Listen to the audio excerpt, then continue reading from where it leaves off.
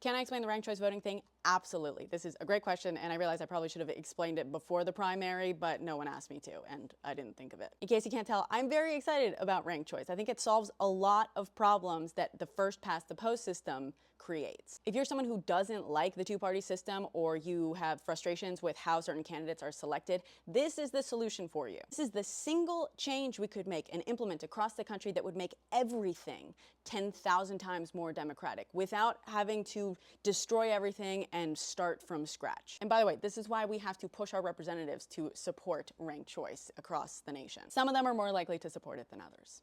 In a first past the post system, that's a system where the person with the most votes cast for them wins, even if it's just like 30%. You can have a situation where 3 people run, maybe 2 are more closely aligned, and their supporters end up splitting the vote, and the person that is least aligned with what, 60% of the people want actually ends up winning, which is why you end up with a two-party system, right? These 2 people end up realizing that they have to form a coalition, and that ends up with a lot of concessions being made, but the ultimate goal is to stop this other guy. And obviously no candidate is ever going to represent your beliefs 100%, but I know a lot of us do wish that we had options more often that are closer to what we actually believe. So how does ranked choice help that? Another name for ranked choice is instant runoff. You may have heard of runoff races, areas where the rule is that the winner has to cross the 50% threshold. And the way those work is basically everyone runs, and if no one gets more than 50%, the people who got the closest then have their own runoff race, and whoever gets 50% between those 2 actually wins. The problem with runoffs is that no one shows up to them, or at least a lot fewer people do. So what ranked choice does is it basically builds in the runoff on your initial ballot. By the way, New York doesn't have ranked choice across all races, only certain select ones. So in New York City, we have it in the primaries. In the general, we unfortunately don't have ranked choice. Nevertheless, we love it. So in New York City, you are given 5 choices in order. In the other slots, you put your second choice, your third choice, fourth and fifth, or you can leave them empty if you want. Don't do that because you're giving up part of your power. So the process of actually doing it is simple enough, right? Where it gets complicated is in the actual tabulation, and this is where people get a little bit confused. It also results in a pretty different strategy for a lot of candidates, which I'll get to. So the first round of tabulation is everyone's first choice. It's basically like a normal, traditional count. But like I said, no one just wins with a plurality or just whoever got the most support. You need to have at least 50%. Let's just say that after the first round of tabulation, this is how everything shook out, okay? These magnets signify votes. The names I chose are just for purposes of demonstration and mean absolutely nothing. And 50% of this board would be 7 total. But Cutie Patootie got 4. That other guy got 3. Cutie V2 got number 2. Cutie V2 is very similar to Cutie Patootie. Kind of like Cuties, also got 2. QT adjacent got 1, other guy who's a little bit more like that other guy got 1, and question mark we know nothing about, let's say, got 1, okay? Now in a normal first past the post thing, this would just go straight to Cutie Patootie because they got the most out of everyone. But 4 out of 14 is not that much. That's not very popular, right? And let's say, for example, that all the people who supported this actually prefer that other guy. They don't, but let's just say that they would, right?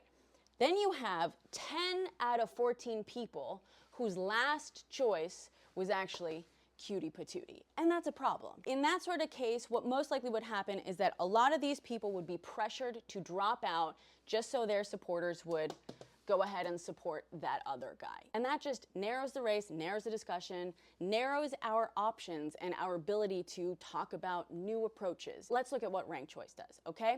First round, this is the distribution. No one got 50%, so now we're gonna look at the second choice for people. We're not gonna look at everyone's second choice. We're gonna start down here with this person, okay?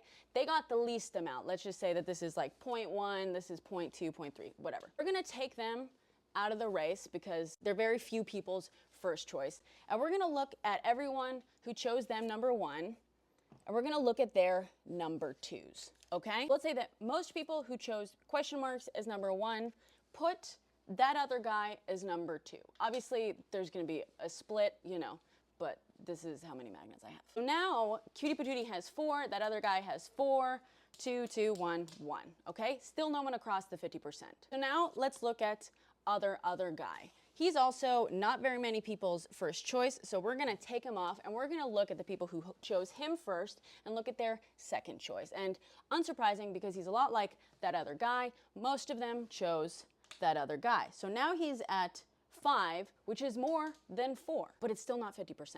And one way it could go is that everyone who did QT adjacent also chose him second place, and maybe half of kind of like QTs chose him and half chose him.